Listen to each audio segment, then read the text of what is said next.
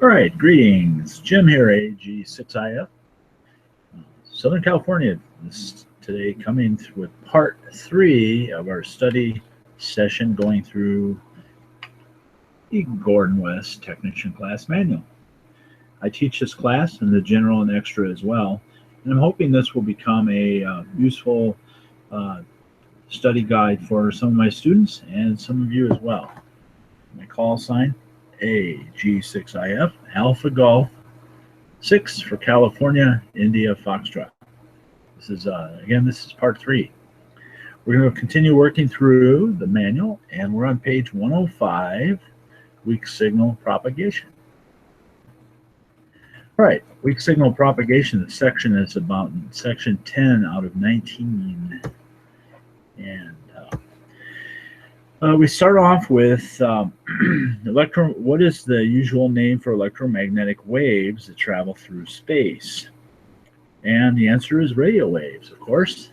Radio frequency, radio waves. And I've got a couple of radios running here in the background. Let's get them out of the way a little bit. Okay, electromagnetic waves or radio waves. What is the radio horizon? Okay, the radio horizon, see the best way to explain this. The distance over which two stations can communicate by a direct path between the two antennas. The radio horizon is, because of the curvature of the Earth and the fact that radio waves like to go in a straight line, there's a distance that the two antennas can work each other. That's called the radio horizon. Okay, we're going to get a little bit more into that. We're on page 106, and we're at the top of the page, TC3, C11. Okay, why do VHF and UHF radio signals usually travel somewhat further than the visual line of sight distance between the two antennas? And the reason they do is because the Earth seems less curved to radio waves than to light. So basically, they're able to travel a little bit farther. If you've ever taken a straw and put it down in a glass of water where it hits the edge of the water, you'll see a curvature, a bend in the angle from that refraction. And that's what causes the radio waves to go around a little bit further. But the answer is that it seems less curved. Just remember that. C11, that was C11. Basically, okay, T3C01. Wire direct, not via repeater, direct UHF signals rarely heard from stations outside of your local coverage area. Well, obviously because UHF signal are usually not ionosphere. There's some good graphics in this in the book here, but the signals, certain frequencies will radiate back to Earth from the ionosphere. I'm going to talk about the ionosphere, but UHF goes straight on through the ionosphere out into space. They're not reflected back, not usually reflected back. So you usually don't hear UHF signals. If you recall, UHF 300 to 3000 megahertz. You generally don't hear UHF signals from out of your area. Okay. All right. 06 T3 Charlie 05. Let's see. Charlie 05. There we go.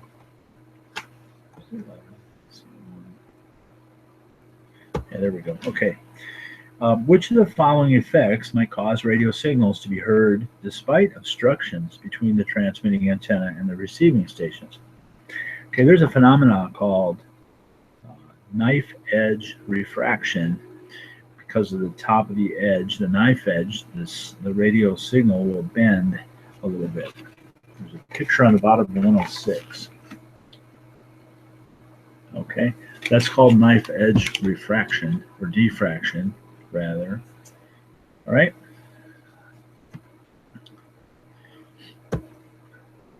'06, top of page 107. What mode is responsible for allowing over the horizon VHF and UHF communications to ranges of approximately 300 miles on a regular basis. It's well beyond the radio spectrum's line of sight. Okay, there's a term, and it's tropospheric scatter. Tropospheric scatter is not uncommon to be able to communicate through a repeater several hundred miles away, well beyond line of sight. This is because your signal gets caught up in a warm air inversion located in the troposphere. This longer than usual communication range is called tropospheric scatter, often referred to as tropospheric ducting. So the wave can get in this duct, this invisible duct, and it stays in there, and it can go a long ways. It's not uncommon for California to talk to Hawaii when some of these conditions exist. All right, let's see here. What causes tropospheric ducting? Okay. Temperature inversion. Basically, you ever see a mirage? Water shimmering in the roadway? Okay. That is part of it. This sphere mirage also creates longer than usual range on the 2 meter, 70 centimeter bands, thanks to the temperature inversion. When a layer of warm air traps cold air below, it creates a duct, a tropospheric duct.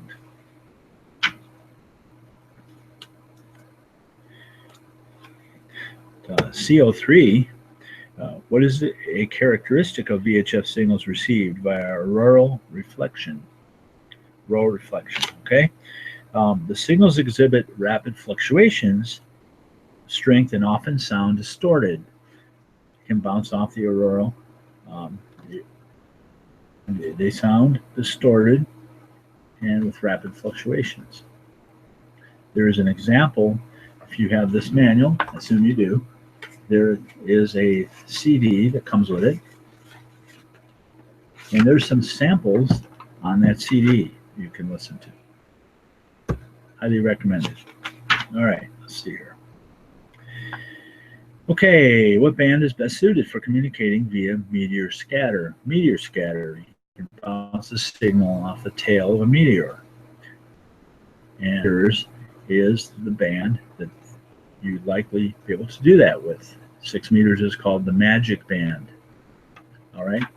A new tech class operator, you can work the entire 6 meter band.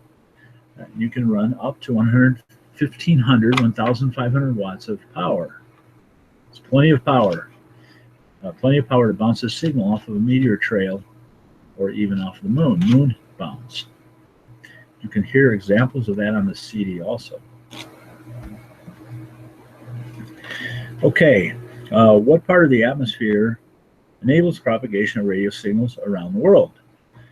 Where the signal bounces off. Okay, the signal bounces off the ionosphere. I'm going to talk more about the ionosphere, but there's different layers of ionosphere. The D layer, the E layer are closest to Earth, and F1 and F2 are higher up. Okay, DE, F1, and F2. That's what allows that radio signal, under certain conditions, to bend back and come back to Earth quite a distance away. Okay, CO2, which of the following might be happening when a VHF signal is being received from long distances?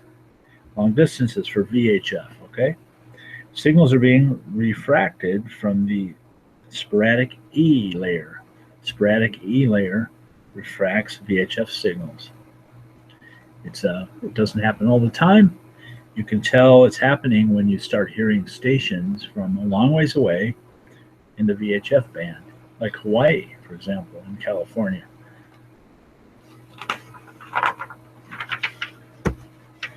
Okay, 09, we're on page 110. What is generally the best time for long distance 10 meter band propagation via the F layer? So we have D, E, and F. Okay, so the answer to that question is from dawn to shortly after sunset during periods of high sunspot activity. Right now our sunspot activity is reducing. We're going down through the sunspot cycle, the 11-year cycle. So from dawn to shortly after sunset. T3A09 on 110. Which of the following results from the fact that skip signals refracted from ionosphere are elliptically polarized? Okay, the answer is either vertically or horizontally polarized antennas may be used for transmission or reception. The signal bounces. If it started off vertical, it bounces off the ionosphere. It can come down different ways. It can come down elliptically polarized. Always adjust your receiver so you get the best sounding signal for best results. All right, 04, CO4. Okay, which of the following propagation types is most commonly associated with occasional strong over-the-horizon signals on 10, 6, and 2 meters? All right, and sporadic E once again. Sporadic E.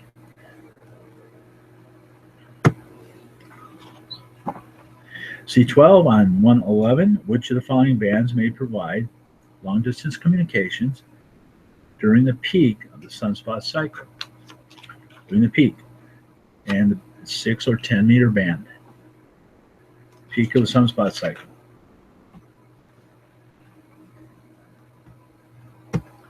Right, and BO2, what property of a radio wave is used to describe its polarization?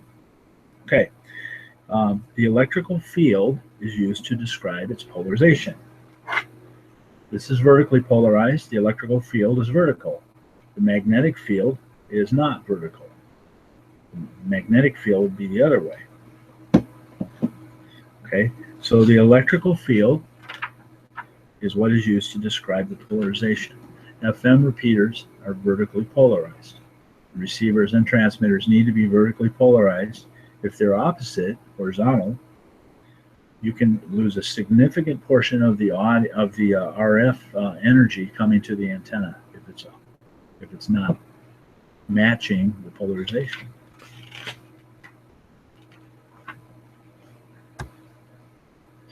All right, top of 112. Which of the following is likely a cause of irregular fading of signals received by ionospheric reflection? Random combining of signals arriving via different pathways. So if the signal comes straight to the antenna, and then another signal bounced off of something and made a angular path to the antenna, they can actually come in to the receiver out of phase, with a phase difference. And that's going to add or subtract from the power delivered to the antenna from the ionosphere. And sometimes that can cause very small signals or distortion. Commonly called phase distortion. All right, that's our weak signal section. We'll look at next.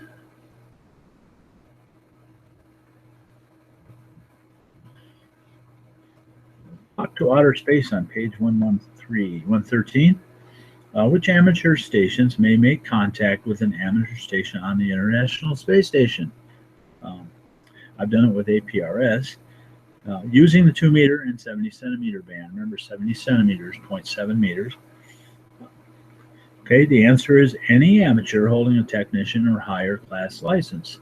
So you may contact the space station with your technician class license. Let me tell you, that's a lot of fun. B10 on bottom of 113, what do the initials LEO tell you about an amateur satellite?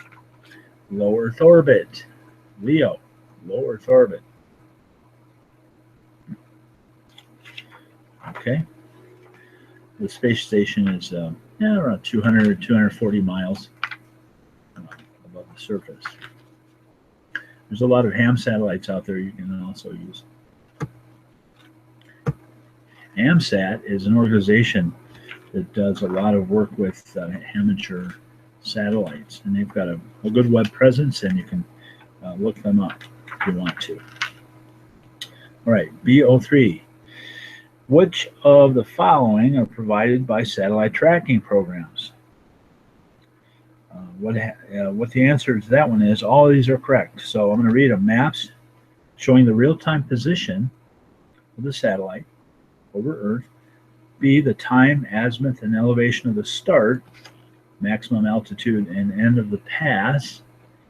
The apparent frequency of the satellite transmission, including the effects of the Doppler shift. All of these choices are correct. That's the answer. So there's a Doppler shift. When the station is coming toward us, the waveforms are compressed together so the frequency is higher. Similar to a train, when it comes toward you, you hear the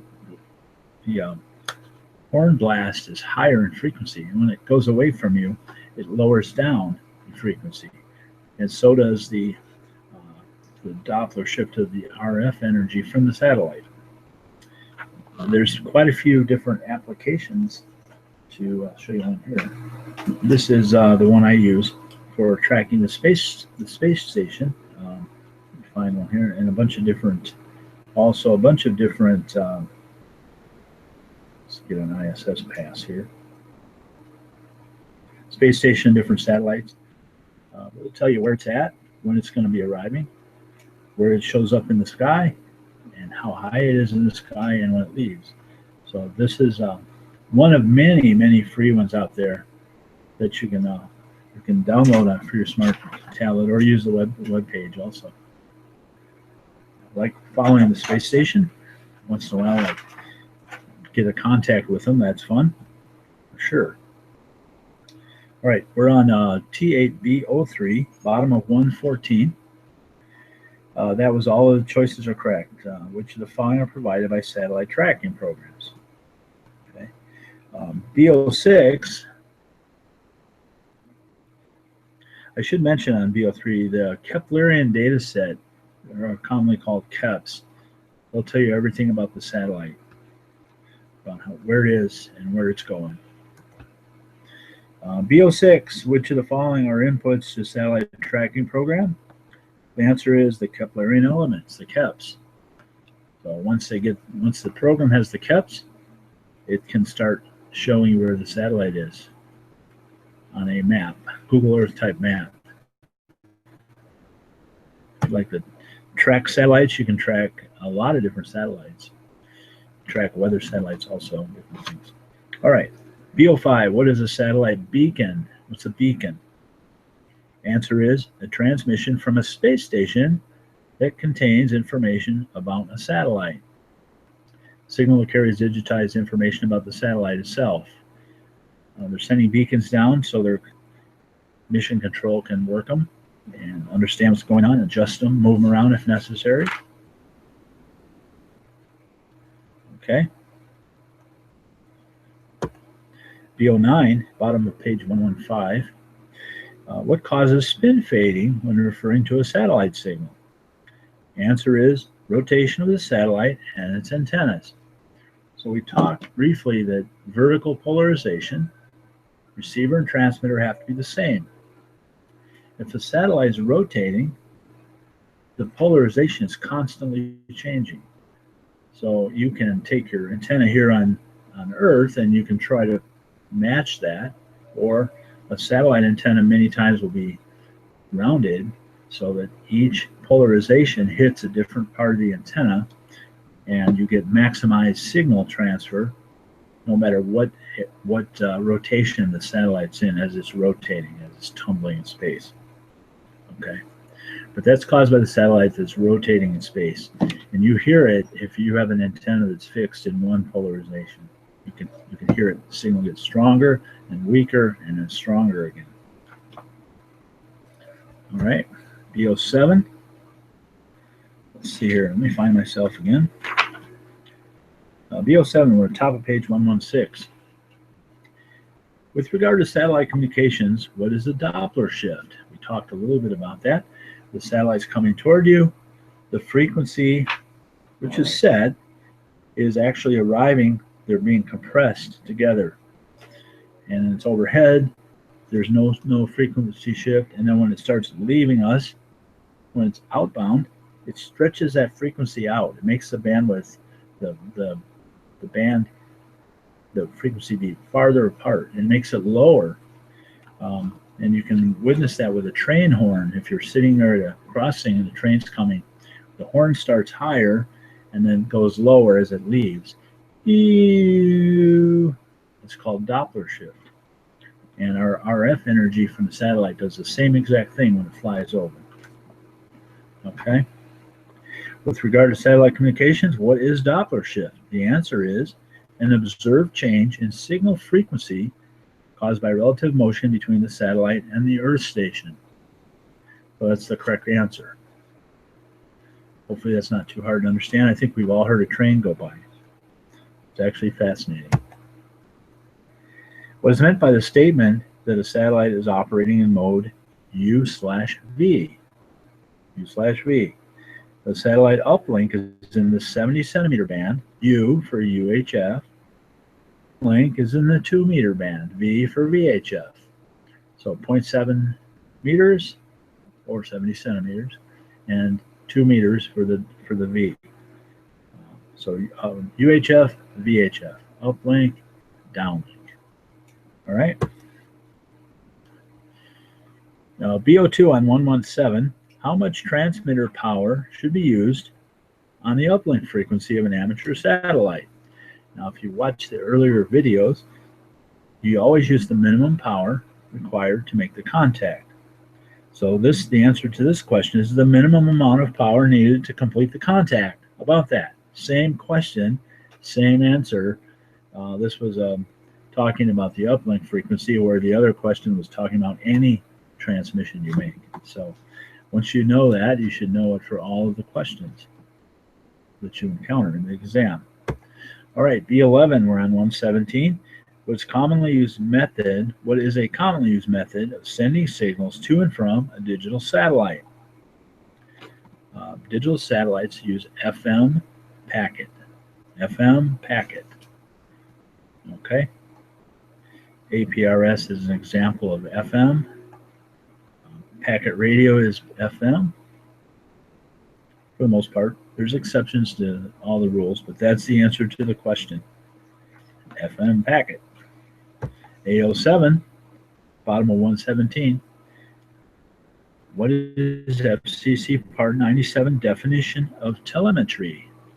Okay, telemetry is a one-way transmission of measurements at distance from the measuring instrument. A one-way transmission of measurements at a distance from the measuring instrument. So telemetry could be the temperature, it could be voltage or other parameter that you're trying to monitor. With APRS, it could be speed, altitude, heading, and even what, there's some other data that can be added, like what channel, what frequency your radio is listening to. At the same time, it's on APRS. Okay, so that's telemetry. It's a one-way transmission. All right. 813, top of page 118, what's the FCC Part 97 definition of telecommand? Telecommand is, as you might imagine, a one-way transmission to initiate, modify, or terminate functions of a device at a distance. Okay, so you're commanding a device at a distance. That's called telecommand. All right. That is this section. So what we got next here? All right. Next, we're on page 119.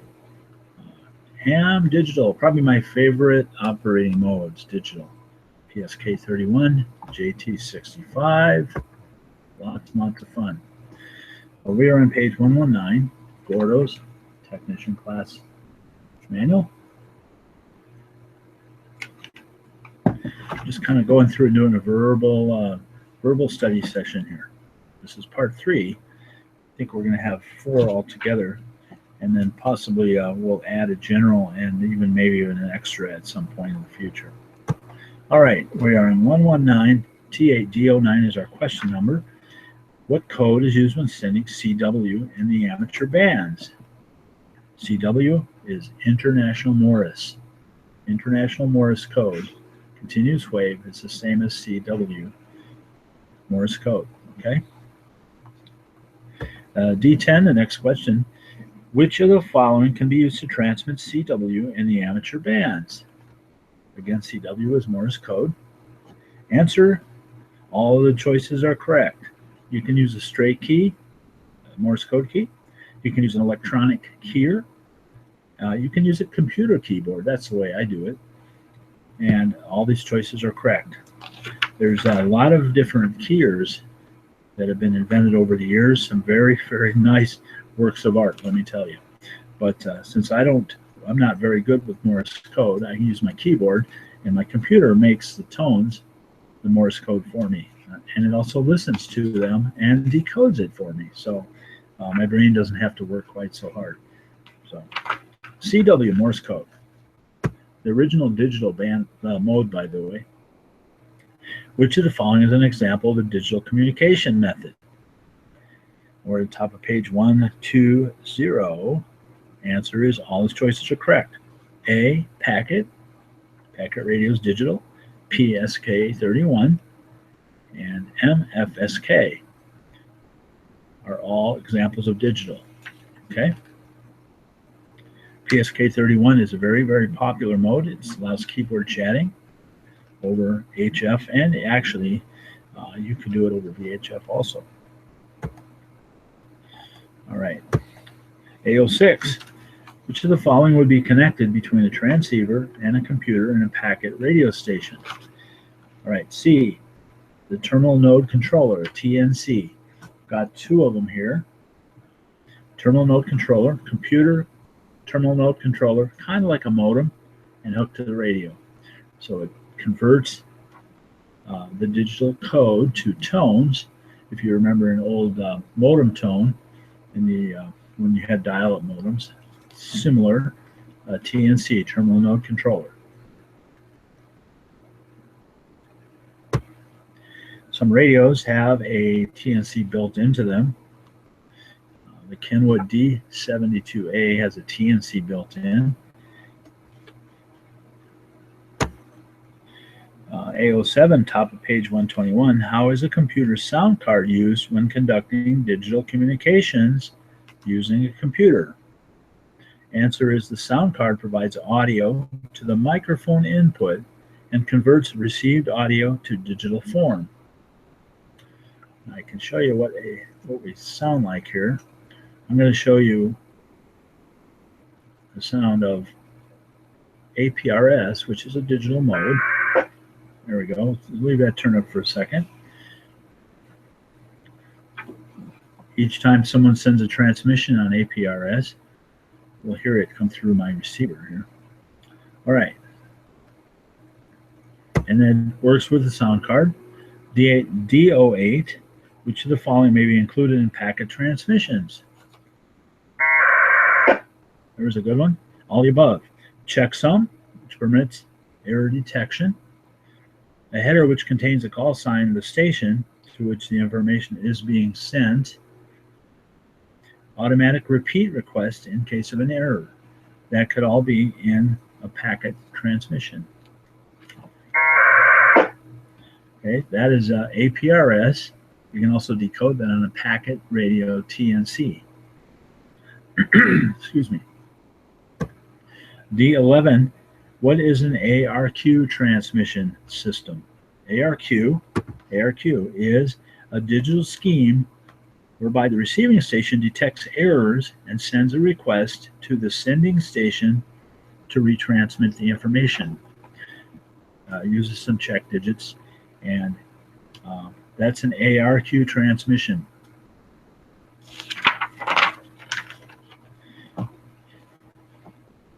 We're over to T3A10 on top of page 122.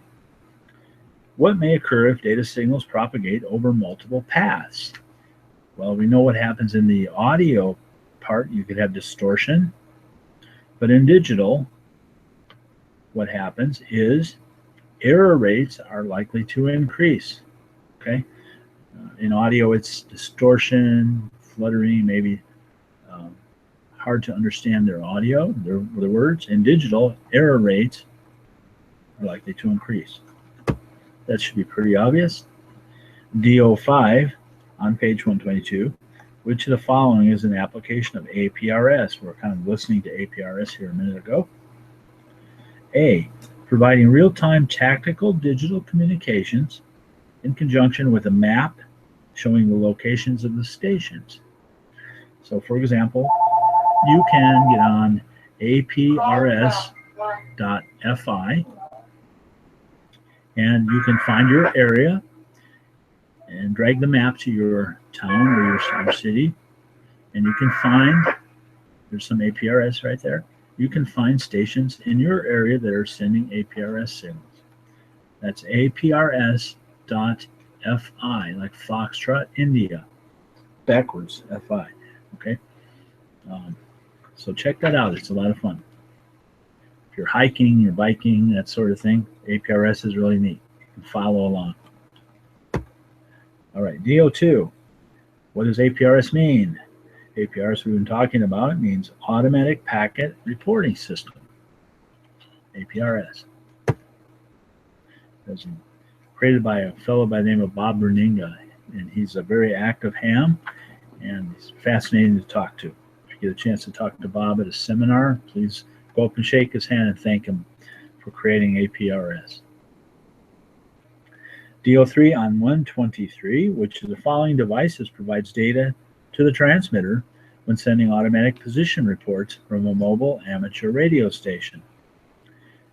So what does that? GPS. We hook a GPS up to our TNC in our APRS system, and now we can beacon out our location, our speed, our altitude, our heading, maybe a temperature or a battery voltage. People build little APRS systems, hook them on balloons, and let the balloons go, and you can follow them using the infrastructure of APRS and ham radio all the way around the world. It's a lot of fun. Okay, DO6. What does the abbreviation PSK mean? PSK is phase shift keying. If you listen carefully, there's a little warble, and the information is passing over an ultra narrow carrier. You can hear a sample of this on the enclosed CD in Gordo's book, this book here. CD is inside the front cover. There you go. All right, DO7, we're at the bottom of 123. PSK 31. Okay, what is it? What's PSK 31? It's a low rate data transmission mode. When I hear PSK 31, I'll find something. Is any out here? Okay. Not sure. There you go. Listen for the tones.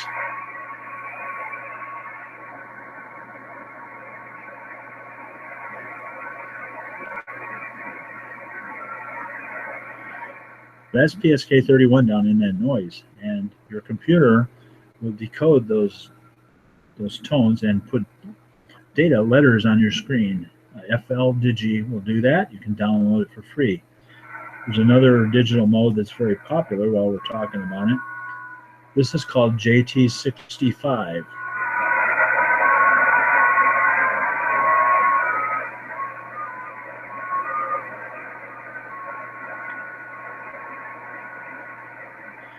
Got off a little bit off track there, but JT65 is another digital mode. It's very, very common out on HF. All right. So PSK 31, once again, is a low rate data transmission mode. Uses about 31 hertz. It's very narrow, slow. You can almost type as fast. Most people can type as fast as PSK 31 will transmit. And it's a nice little mode where you can chat with other hams around the world on HF. All right, let's see here. C11, we're on top of 124. What name is given to an amateur radio station that is used to connect other stations to the internet? Okay, you probably guessed this one already. It's a gateway. It's just like a gateway is for an internet for your home, for your internet. Gateway.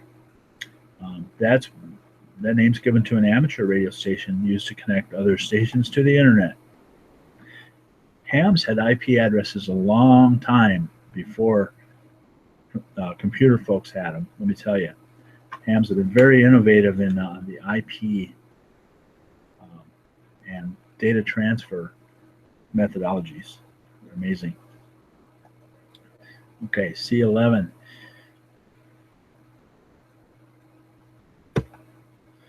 That was C11 through C13. What is the Internet Radio Linking Project? IRLP. IRLP allows two ham stations to connect together through the Internet. And they're all over the world, so I can connect my IRLP node here using my HT to the Internet and talk to Antarctica, talk to the East Coast from California or any other country. There's many, many IRLP nodes out there, 5,000 or so, or more all the time. IRLP.net is a good place to start. Okay, but what is it? The answer is a technique to connect amateur radio systems, such as repeaters, via the Internet using Voice over Internet Protocol, VoIP. That's what it is, IRLP. Okay? 06. How is access to IRLP node accomplished? Answer is by the DTMF tones on your microphone. That's why our microphones have number pads on them. Not all of them, but most of them do. We could use, hams could make phone calls from here. They can connect repeaters up to other repeaters through the Internet using the touchpad, so forth. Okay, so how is access to IRLP node accomplished? The DTMF tones on your microphone. C12, what is meant by Voice over Internet Protocol, VoIP? There's some commercial VoIP providers out there. Some of you may have gotten rid of your copper telephone line and using VoIP services. It's basically a similar protocol. You can do it on the radio also. I have VoIP behind me here. I've got VoIP connected up to mesh networking using the ham frequencies on 2.4 and 5.8 gig. What is meant by VoIP, Voice over Internet Protocol? Using amateur radio. The answer is a method of delivering voice communications over the Internet using digital techniques. Okay?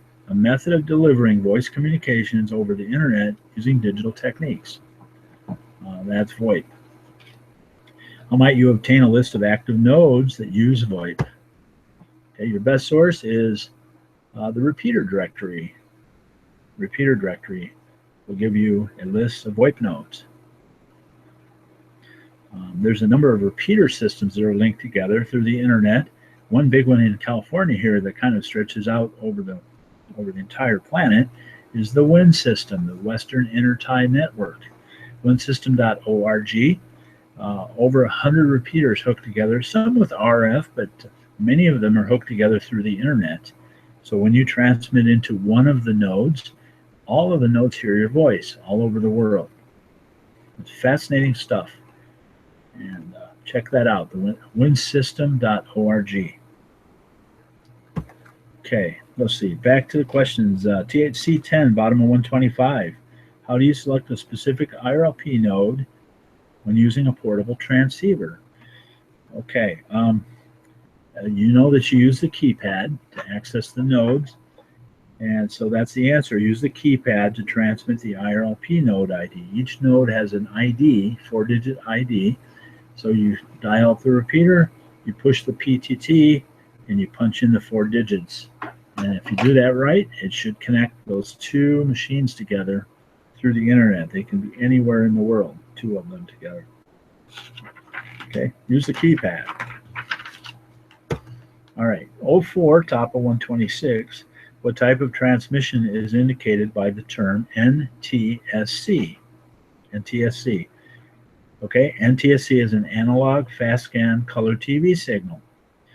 You probably see that on a DVD if you buy it, throw in your DVD player to watch a movie. It'll be NTSC in the United States. Okay, A10, what is a typical bandwidth of analog fast scan TV transmissions in the 70 centimeter band? Okay, so this is TV, ham TV or amateur TV in the 70 centimeter band. 6 megahertz. 6 megahertz is a huge swath of frequency. It takes 6 megahertz to get that all that digital information for a color TV picture. 6 megahertz, okay? Remember that one. Okay, that section is complete. Now we're coming up to topic 13. We're on 127, page 127 of Gordo's Technician Class Manual. This guy right here. Just trying to work my way through here. It's a good refresher, or if you're studying for your technician upcoming test, that's good. Need more hams. Always good to have more hams here.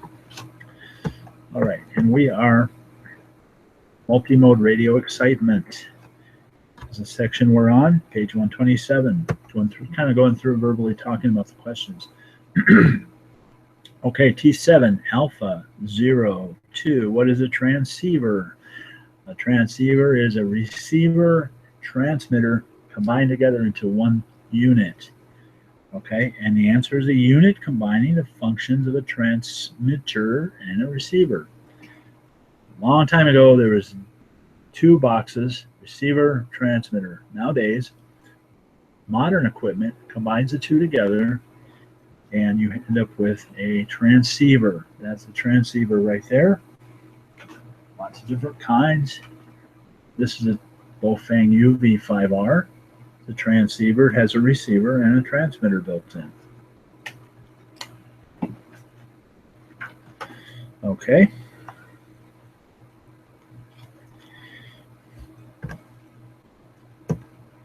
A09, bottom of 127, which of the following devices is most useful for VHF weak signal communications? Weak signal on VHF. Okay. A multi-mode VHF transceiver is most useful. We haven't talked too much about modes. You've heard FM. You know what FM is. Weak signal work is done with single sideband, and that requires a multi-mode radio, VHF transceiver. Multi-mode. Okay? Mode transceiver has more than just FM. It probably has FM, it has AM, it has single sideband, which consists of an upper or lower sideband. Okay, we're on question A03 on 128. Which type of voice mode is often used for long-distance weak signal contacts on VHF and UHF? This is weak signal. This isn't FM repeaters. This is weak signal. And like I mentioned, it's single sideband. SSB, single sideband. What is the primary advantage of single sideband over FM for voice transmissions? Okay, the primary advantage is single sideband has narrower bandwidth. FM was 5 to 15 kilohertz, 10 to 15 kilohertz. Single sideband is much narrower. It's much narrower. So what happens to your available power? Your available power is squeezed into a smaller signal. And it's more effective. It's more effective. Okay. A01 on 129, page 129, which of the following is a form of amplitude modulation? Amplitude modulation is a single sideband is a form of amplitude modulation. So what we want to look at here is there's a graphic on page 130. An AM signal consists of a carrier and a sideband and a sideband on this side. If I had 3 hands, I'd do them all at once. Upper sideband, lower sideband. That's AM. What single sideband does, obviously, is it gets rid of this. That's gone. And it gets rid of one of the sidebands, one or the other. You're left with upper sideband or lower sideband. And all of the signal power is applied to that smaller bandwidth instead of all 3 of these bands. Much wider AM signal. Okay? That's why we use it for weak signal work.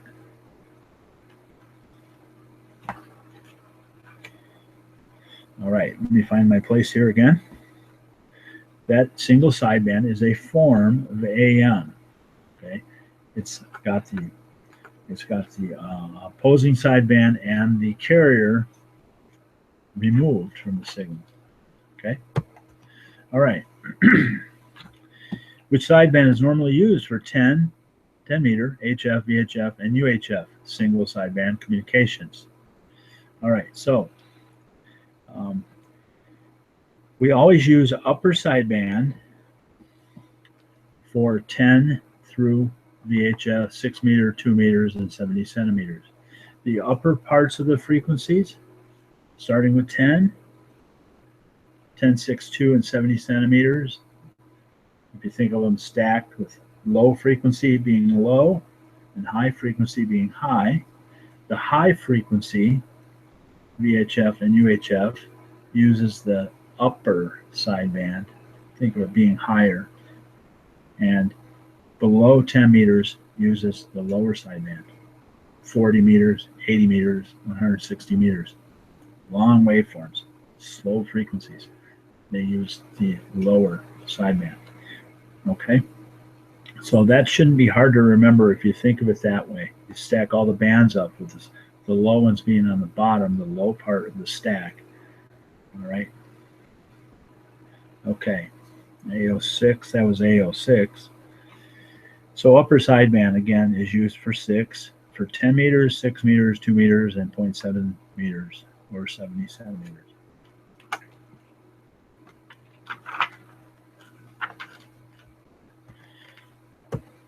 '08, on top of 130, which of the following describes combining speech with an RF carrier signal? Okay, an RF carrier or combined with speech, we end up with what's called modulation. Modulation is a process of applying information, voice, video, or digital, onto a radio signal. Okay, modulation. 08, what is the approximate bandwidth of the single sideband voice signal? Approximate bandwidth, how wide it is a single sideband is about 3 kilohertz, 2 to 3 kilohertz of bandwidth. All right. Single sideband. There's a graphic on 130 showing the AM bands and removing the AM carrier frequency and one of the sidebands, this one gone, leaving behind just that sideband. That gets power applied to it, and obviously it makes it much more effective. Okay. Much narrower in bandwidth.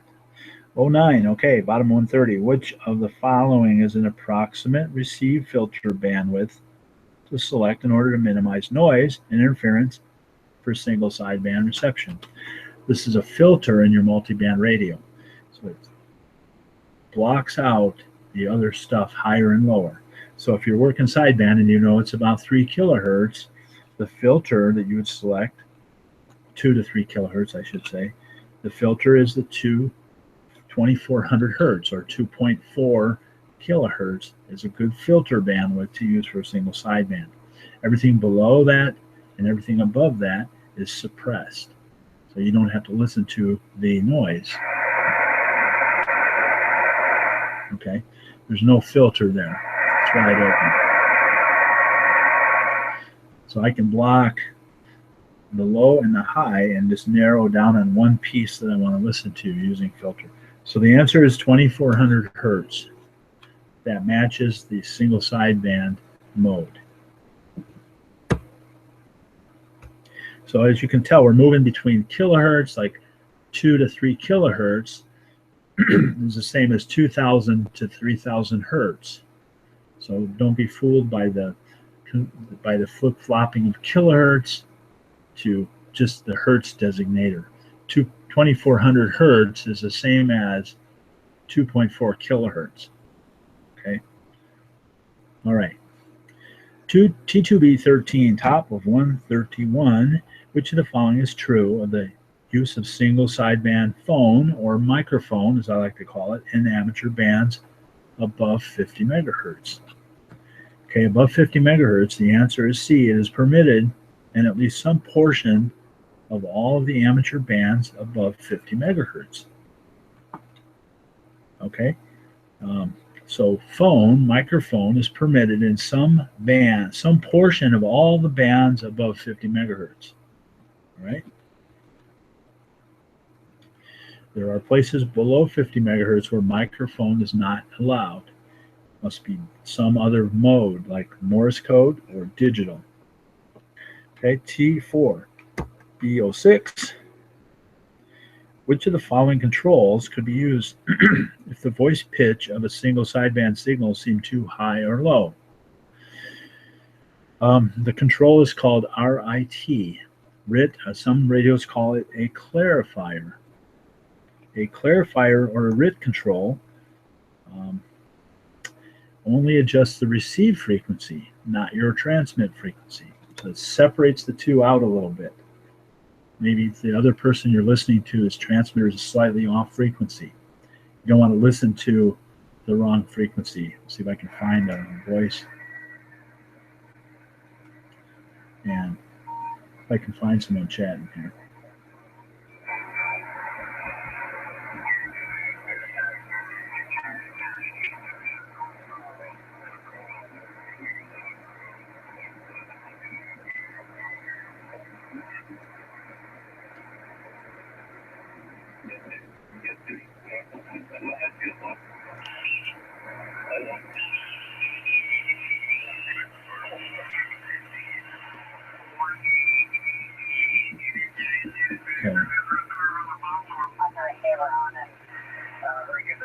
There we go. Okay. Listening to 40 meters, lower sideband. If I go off frequency, I can make their voice go high or low. There's high.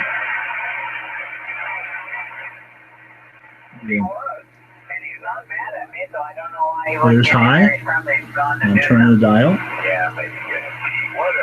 Now I can make it go low.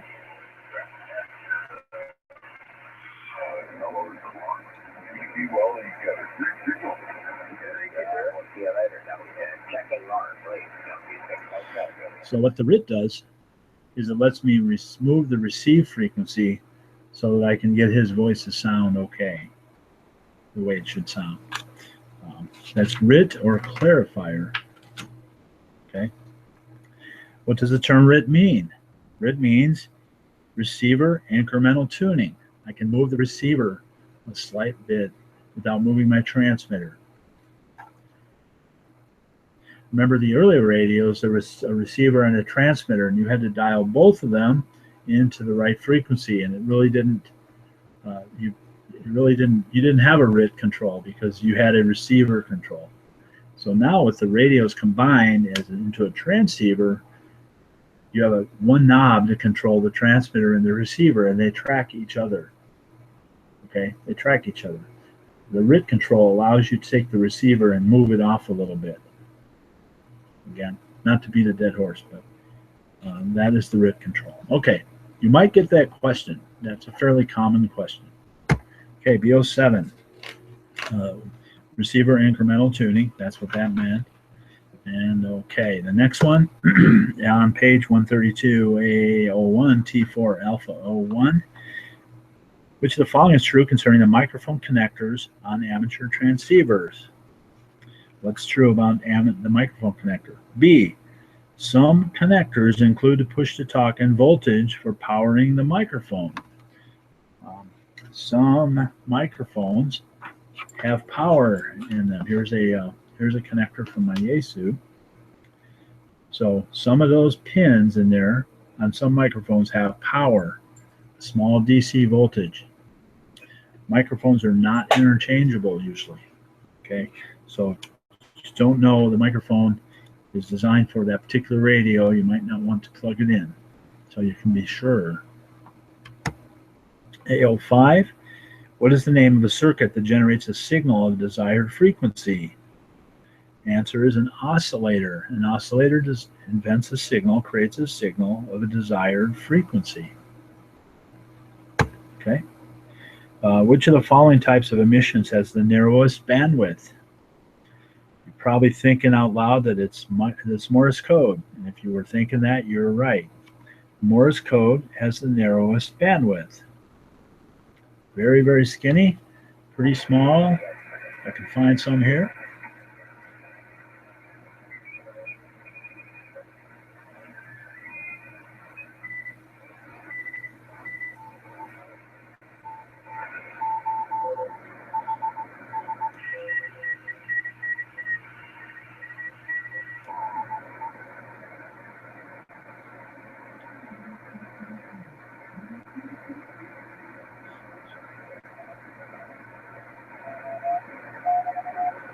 Okay, there's some Morse code. Ignore the static or the background noise.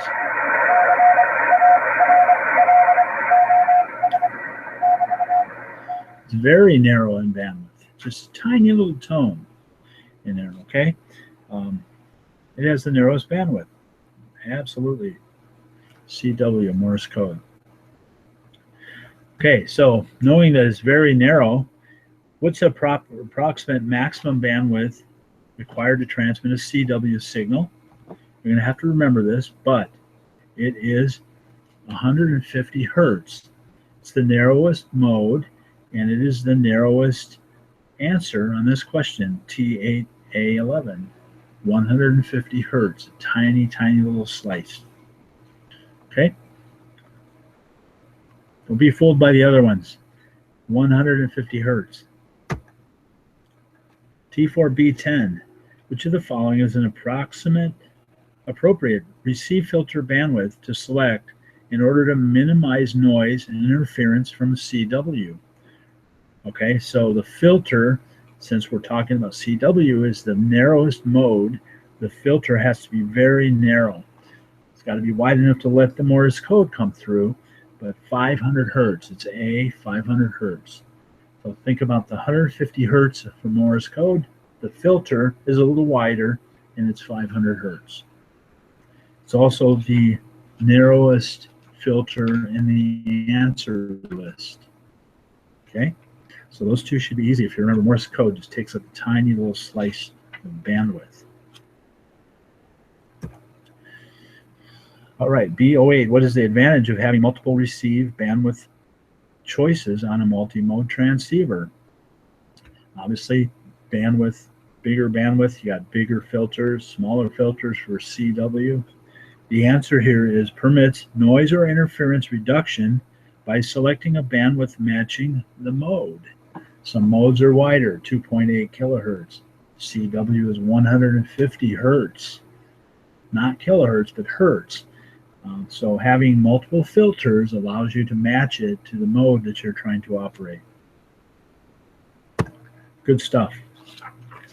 Good stuff. Filters, good filters in a radio really make the radio work better. T7A01, top of 134. Which term describes the ability of a receiver to detect the presence of a signal? Okay, there's two terms you're going to learn here. The term describing the ability of the receiver to detect the signal is called sensitivity. If the receiver is more sensitive, it can detect more signals. Okay, there's another word that goes along with that you're going to hear about in a second. The next question, or the one after, okay. The mixer, which of the following is used to convert a radio signal from one frequency to another? And that is the mixer. The mixer converts one frequency to another. Okay, mixer. And the other one I'm going to tell you about, this that went along with sensitivity, the ability to hear something, describes the ability of a receiver to discriminate between multiple signals. So you had sensitivity, which is good. This is called selectivity, which allows you to narrow down and listen to one of the signals that are coming in because of you have a high sensitivity. You want to also have good selectivity so you can listen to one and not have to listen to multiple signals at the same time. So sensitivity is the ability to hear stuff. Selectivity is the ability to hear what you want to hear. Okay? Just kind of keep the two separate in your mind that way. You'll be okay. B12, top of 135. What is the function of an automatic gain control, AGC?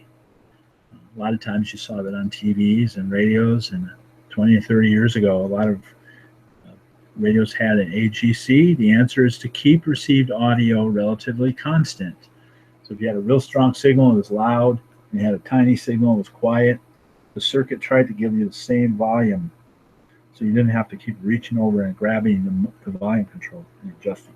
That's called automatic gain control. A11, where is an RF preamplifier installed? Okay, a preamplifier goes between the antenna and the receiver.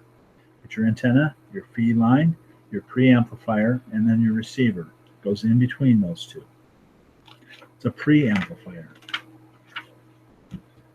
Okay, we turn the page, go to A06.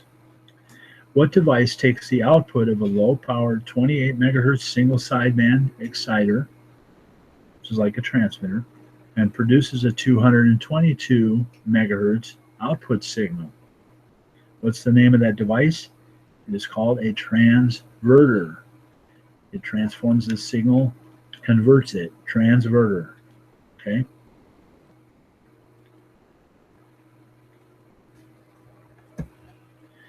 There's a picture of Gordo on 136 talking into probably his 70 centimeter radio and converting it to microwave frequencies. And he's pointing a dish at his person he's making the contact with. Okay, it's a transverter. A03, which is a good reason to use a regulated power supply for communications equipment. Answer is it prevents voltage fluctuations from reaching sensitive circuits. It keeps the voltage constant. Okay, that's why it's called a regulated power supply.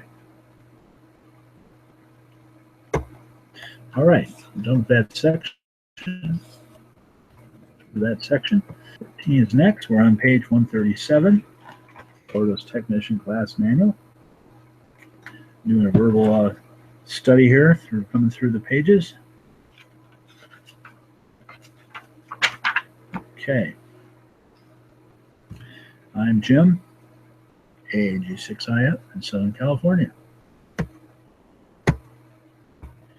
We're in section Run Some Interference Protection. Okay, we're on 137, continuing.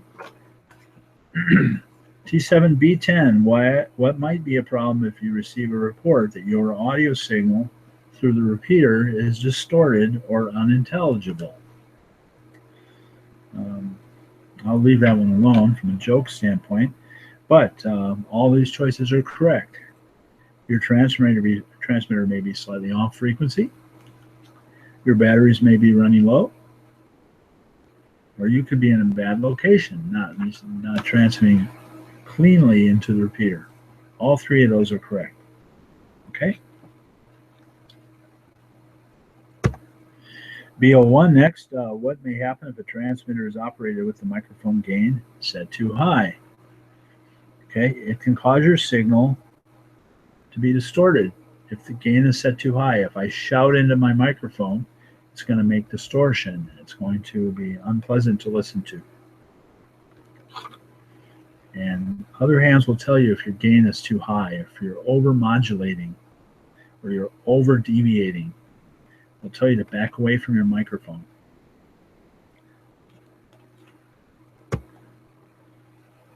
What can you do if you're told your FM handheld or mobile transceiver is over-deviating? What did I just say? Talk farther away from your microphone. That's how you fix that. If you're talking too far away from it, they may tell you that your audio levels are too low. Get up closer to the microphone. So take that as a compliment. They'll help you understand what you sound like. If 2 or 3 people are talking and one's real loud and one's real quiet, the people who are listening must reach over and constantly jockey the volume control so they can hear everything and it isn't too loud or too quiet. So if everybody's at the same level, that's easier for all of the listeners out there who might be listening to the repeater to get in on the conversation. All right. B07, top of 138. What could cause your FM signal to interfere with stations on nearby frequencies? Nearby frequencies, if your gain is set too high, you can over deviate and cause a lot of your bandwidth will be larger than it's supposed to be, and you can cause splatter and other things in your signal. That can cause interference with stations on nearby frequencies. Microphone gain is set too high. Okay. Well, 5 on, let's see, which of the following would reduce ignition interference to a receiver for your car, for example? Some radios have a noise blanker. Turn that on. Turn on your noise blanker. It's designed to look for repeating signals like woodpeckers, like click, click, click, click, click, click, click, and it clobbers those and knocks those signals down. A10, what is the source of high-pitched whine that varies with engine speed in a mobile transceiver's receive audio?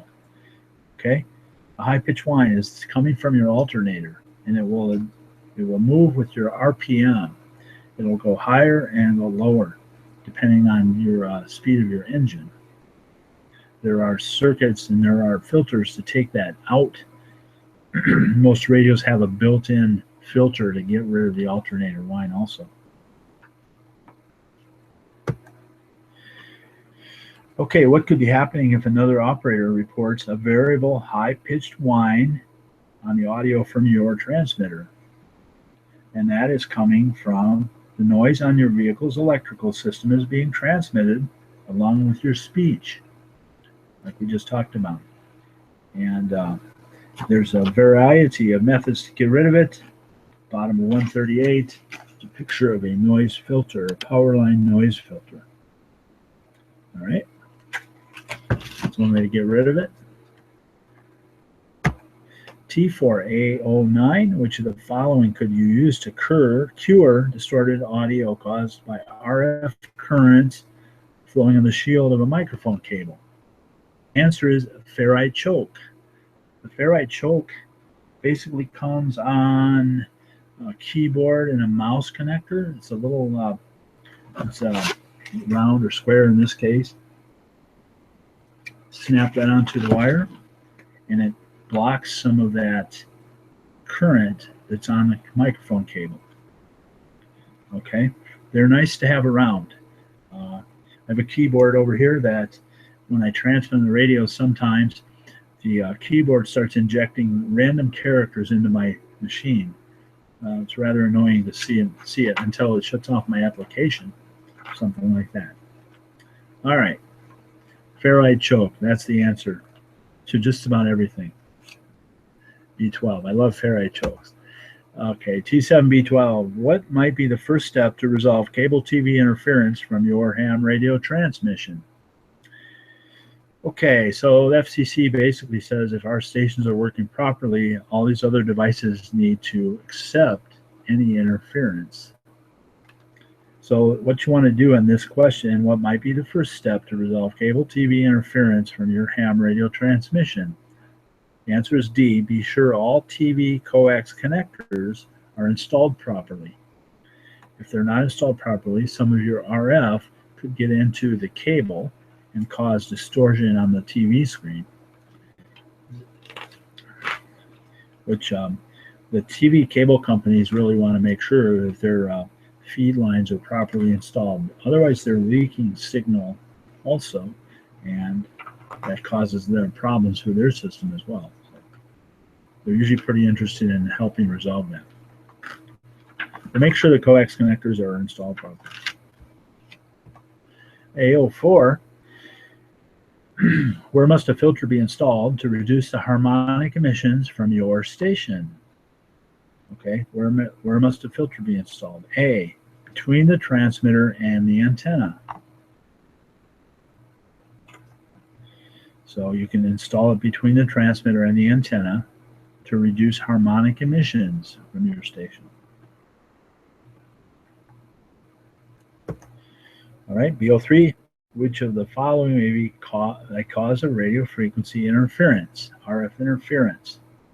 All of these choices are correct. I'll read them.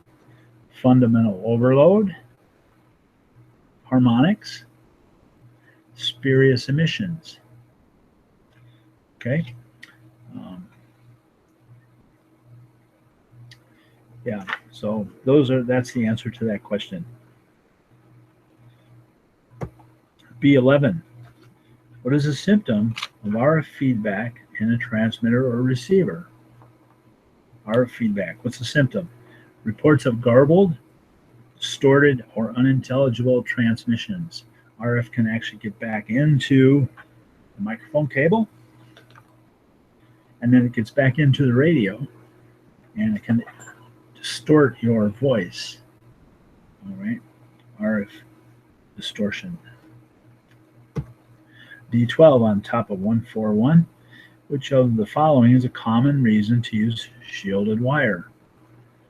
To prevent coupling of unwanted signals to or from the wire. Shielded wire makes total sense. Most of these microphone cables are shielded. All right, BO6. Which of the following actions should you take if a neighbor tells you that your station's transmissions are interfering with their radio or TV? All right, no joking about this one. Answer is A. Make sure that your station is functioning properly and that it does not cause interference to your own radio or television when it's tuned to the same channel. So just make sure your station is functioning properly. You don't have any responsibility directly other than that. If he's got interference problems, then it's his problem. BO2, what could cause a broadcast AM or FM radio to receive an amateur radio transmission unintentionally? A, the receiver is unable to reject strong signals outside the AM or FM band. Some very cheap radios don't have much selectivity or the ability to block other frequencies besides the ones they're trying to receive. Cheap radios will have that problem sometimes. You're talking on your radio and your voice is coming out of your clock radio in your bedroom, for example. Okay.